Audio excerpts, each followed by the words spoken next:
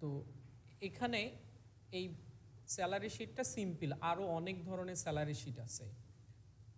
যেমন হচ্ছে ধরেন যারা ওভারটাইম করে ওভারটাইম অ্যাড হয়, আবার পদোন্নতি অনুযায়ী বিভিন্ন ধরনের কি পায়, বোনাস পায়, সেগুলোও অ্যাড হয়। তো এটা একটা সিম্পল স্যালারি শিট। আমরা কিভাবে এটা কাউন্ট করব এবং কি কি অ্যাড করব।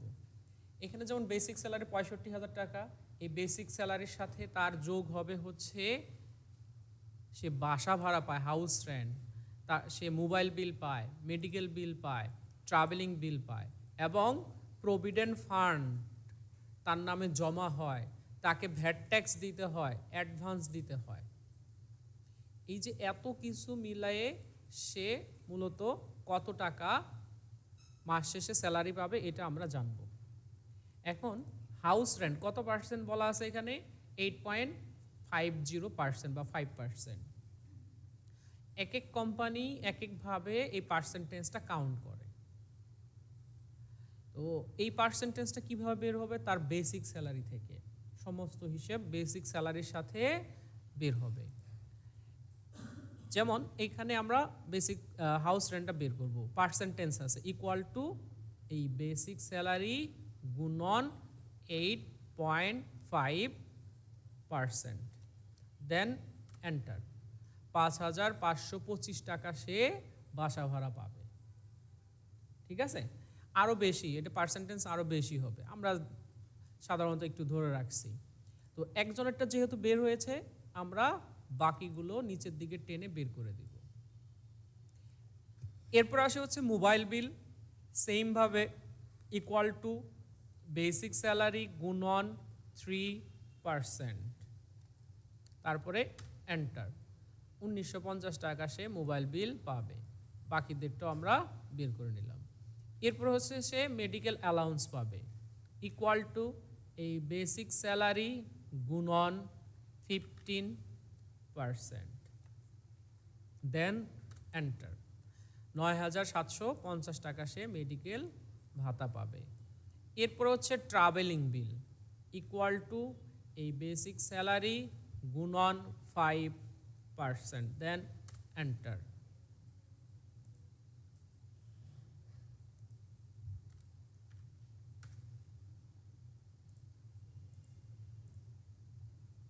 এরপর আমরা নিচের দিকে টেনে দিচ্ছি।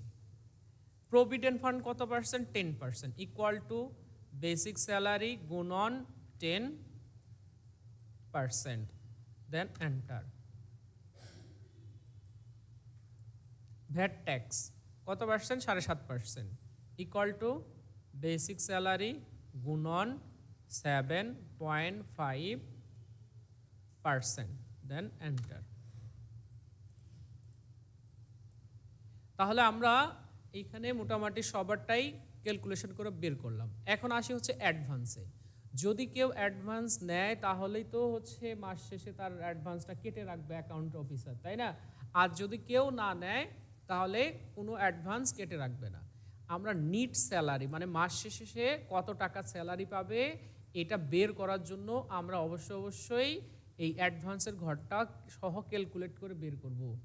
এইখানে আমরা ব্ল্যাক কালার করেছি এবং রেড কালার করেছি। রেড কালারের যে কয়েকটা ঘর, এই কয়েকটা হচ্ছে আপনার স্যালারির সাথে যোগ হবে। আর ব্ল্যাক কালারের যে কয়েকটা ঘর আছে এখানে, এই কয়েকটা ঘর হচ্ছে মাইনাস হবে।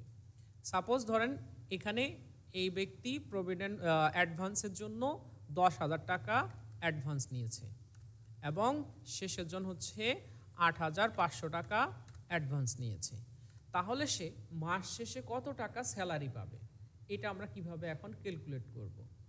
তো আমরা একজনের স্যালারিটা বের করছি এখানে, যেমন ইকুয়াল টু, তাহলে বেসিক স্যালারি যোগ হাউস রেন্ট যোগ মোবাইল বিল যোগ মেডিকেল অ্যালাউন্স যোগ ট্রাভেলিং বিল, এগুলো কি হবে, কালোগুলো বিয়োগ, minus provident fund minus VAT tax minus advance. যে স্যার এ তো অ্যাডভান্স নেয়নি, তাহলে আমরা মাইনাস করব কেন? এই মাসে নেয়নি কিন্তু পরের মাসে তো অ্যাডভান্স নিতে পারে, সে কারণে আমরা অগ্রিম মাইনাস করে রাখবো। যেহেতু তার কোনো টাকা নেই এখানে, তার এখানে কোনো কাটবেও না টাকা। আমরা মাইনাস চিহ্ন দিয়ে অ্যাডভান্সটা সহ নিয়ে দেন এন্টার বাটনে প্রেস করব। ৭৪,১০০ টাকা সে মাস শেষে বেতন পাবে। আবার এইখানে দেখেন ইনি যেহেতু ১০,০০০ টাকা অ্যাডভান্স নিচ্ছে তার কারণে স্যালারি কম। এখানে যখন ধরেন এক মাসে নিয়েছিল আরেক মাসে স্যালারি সে অ্যাডভান্স নেয়নি, এখানে অ্যাকাউন্ট অফিসার হচ্ছে এই টাকার অঙ্কটা কেটে দিয়ে কিবোর্ড থেকে এন্টার বাটনে প্রেস করলেই তার স্যালারিটা অ্যাডজাস্ট হয়ে গেল, স্যালারিটা বেড়ে গেল।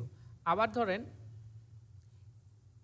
ইনি ৫০,০০০ টাকা অ্যাডভান্স নিছে, যার কারণে তার স্যালারি মাত্র ২৪,১০০ টাকা পাবে মাস শেষে।